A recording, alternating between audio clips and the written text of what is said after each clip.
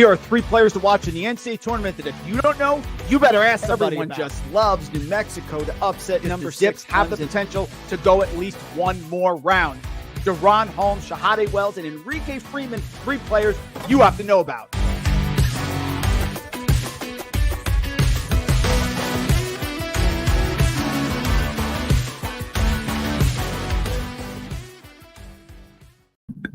You know, it's really amazing. We've come to the end of the season. Do you remember when we started with the previews and who's going to be in the Final Four and all the back and forth questions? We've been through the ups and the downs in the early season, and then we just got scalding hot here at FTN. And I thank each and every one of you for joining us. We've gone 3 days a week here for 4 months. We have Mike Kutry, Frank Brank, Walt Waddell, so many great people here as a part of the team that has been dedicated to bringing you college basketball picks. And as always, folks, thank you so much. Please stay with us as we move into NBA draft, NFL draft, baseball season, NFL season. Big things are happening here. New websites coming out soon for FTN.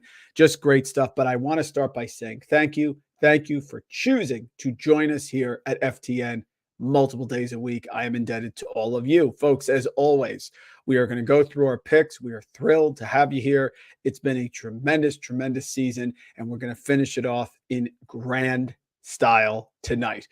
Big game, UConn, Purdue. And let's face it, this is the game everyone wanted because it is the 2 best teams. We did not want Alabama versus Purdue. We did not want NC State versus UConn. We wanted a matchup that is somewhat compelling and in theory could have a winner on both sides. It is possible that Purdue finishes what Virginia was able to do after getting eliminated in the beginning, the first 116 matchup of the season last year, to come back and win a title. It is feasible. It certainly is. I don't think it's likely, but it is feasible, and it's going to make you watch. And I would tell you, hopefully the men's game can build off the momentum from the women's game, because the women's game has been absolutely fantastic. Drama, stars, big players, big games, close games is exactly what you want. Kudos to the women's game, which, by the way, needs to be in a stadium. It's time to move that into the stadium like everyone else, because it's just a great product, folks. And college basketball's never been better. Here are our picks. Let's finish it off. I got 6. I'd love to go 6 for 6. Let's have a night. Here we go. UConn's winning this game. UConn is winning the game. They are better. They are better. The games that Purdue has played. Now, I don't think Purdue has played a tremendous slate of opponents here. I mean, they were eliminated in the Big Ten tournament by Wisconsin, if you remember correctly. So Purdue has been sort of king of the little people, dominating Northwestern, Rutgers, Iowa, Indiana, those sort of teams. Non-conference schedule. Did beat Marquette on a neutral by 3. Gonzaga by 10. Xavier. But they've benefited here by having a very easy road. And I don't care if the Purdue fans have something to say to me. You're wrong. Grambling State was a joke. Utah State was about the easiest second-round matchup a 1 seed has had in I don't know how long. Gonzaga, not at the same level. Everybody's all fired up about Gonzaga. Can beat St. Mary's. They could beat St. Mary's in WCC. They're not beating Purdue. So, listen, great job by Mark Few. Got the team going. They won at Kentucky. But this is not a vintage Gonzaga team. Then Tennessee. And look, you can say what you want.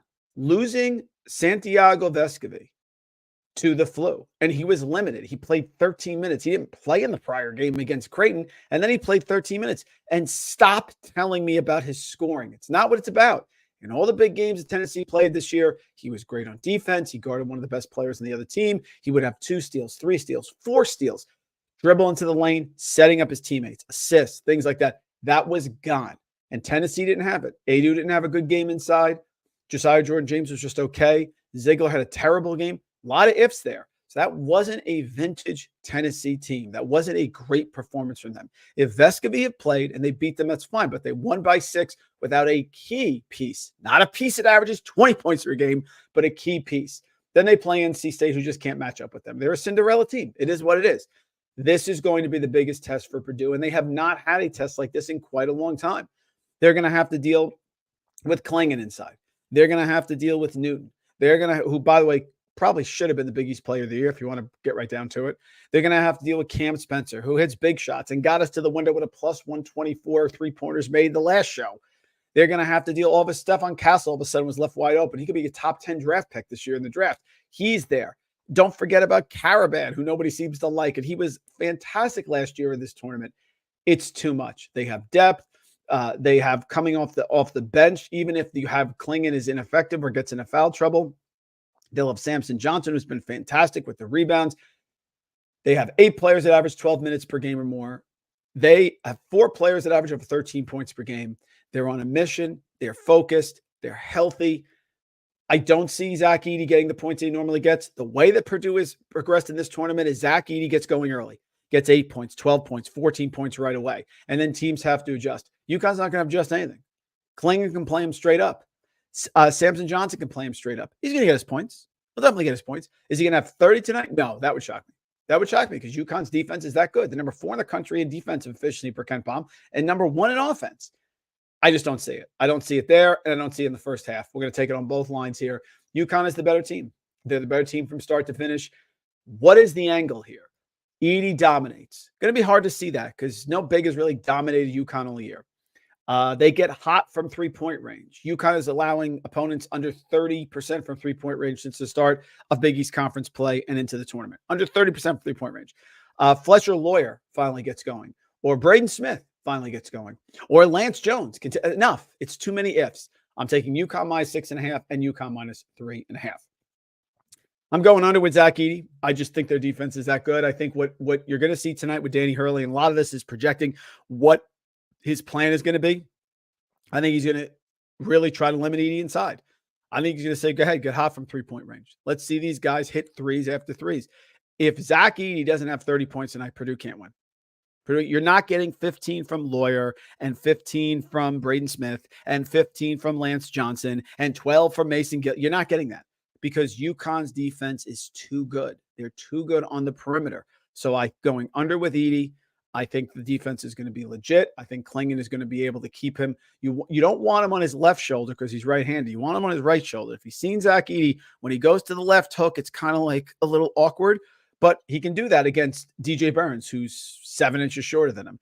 He can do that against Utah State when their bigs get in foul trouble within 3-4 minutes of the first game. He's not going to be able to do that tonight. I think he's going to get blocked. I think he's going to get limited. He'll have a good game, 20 points, 10 rebounds, solid game, not good enough. I'm on Caravan tonight. I was wrong in how Alabama defended UConn.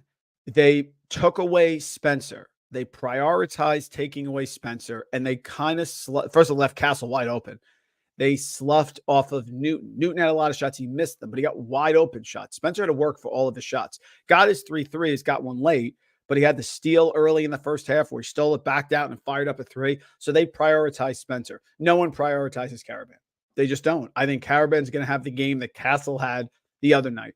He can shoot threes. He's big. He can rebound. He can get put back shots. Edey's going to be battling inside with Klingon. Caravan's in there to get rebounds. I like Caravan tonight over 12.5 points. It's juice to the under, but I'll take a shot here because he can hit 2 threes right away. And by the way, his 3-pointers over 1.5 made threes on DraftKings is minus 190. So if Caravan is pretty close to good chance to get 2 threes, that's 6. I just need 7 more points. I think we can find it with him tonight.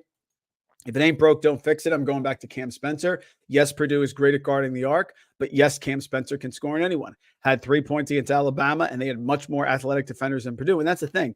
Fletcher Lawyer and Braden Smith are not super athletic defenders. Lance Jones is a good defender. I don't think Lance Jones is going on Cam Spencer tonight. And if he is, then Caravan and Newton are going to go absolutely nuts.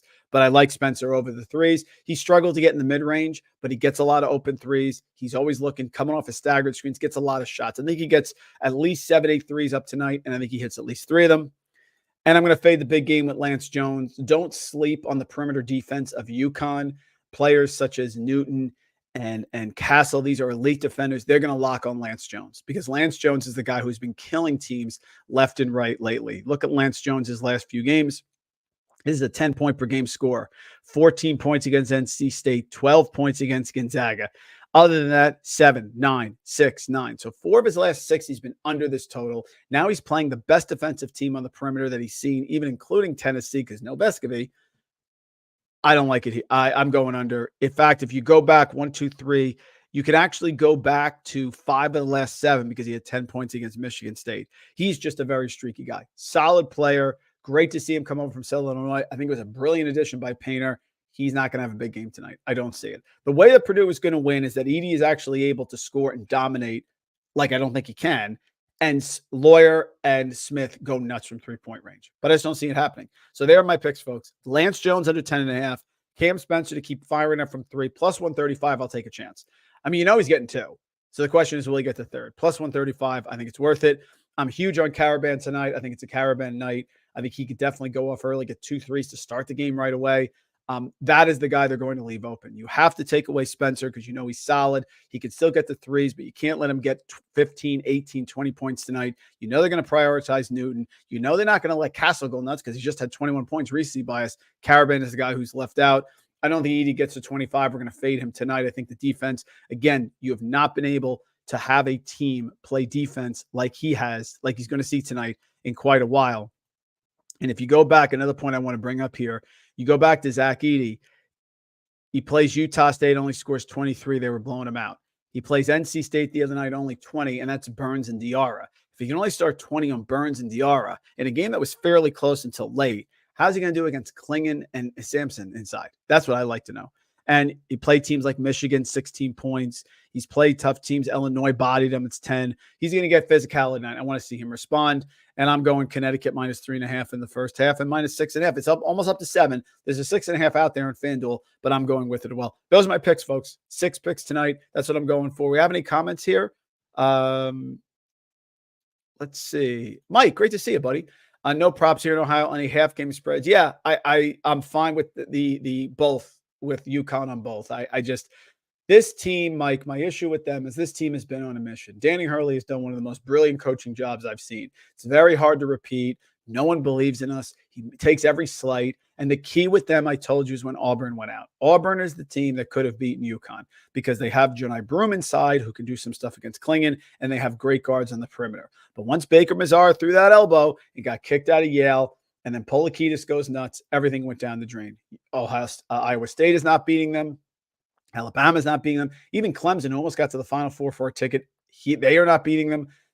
I just don't see it. I don't see it here with Purdue. Purdue has not had to face a level of defense that we see tonight in quite a while. It's not like they went through some war with Houston in the semifinal. That's not what happened. They got a layup here against NC State, and everything is Zach Edey. They're going to have to fire from 3. They're going to have a night, and it is possible. My entire college basketball experience is based on Villanova, Georgetown, and coming in that Georgetown game, no one thought they were going to lose. Patrick Ewing and the whole crew against Villanova, nobody thought that was going to happen, and it did. So Purdue gets hot, has a night tonight. Great. And I'd love to see a close game. I'd love to see it close to the end. I don't. I think it's UConn by 6 in the first half, and I think it's UConn by double digits to win the game. Folks, that's it. Parting is such sweet sorrow, but we will be back. We will be back. And remember, we got a lot of great stuff coming up. Make sure to follow the Twitter account at Randle Rant. Follow us here at FTN Fantasy. We have some great live NFL draft shows. There's a ton of money to be made. NBA draft coming up. MLB, NFL. You don't want to miss it. We have so much exciting stuff going on here. Love being a part of this team. Love everything at FTN. And I love that you have joined us. Thank you from the bottom of my heart. Thank you for joining us 3 times a week here to talk about college hoops. Let's have a great night tonight. 6 picks. Let's go 6 for 6. Go to the window with a martini because it's our night. Thank you. National championship. One shining moment. Enjoy. Cheers. Here are 3 players to watch in the NCAA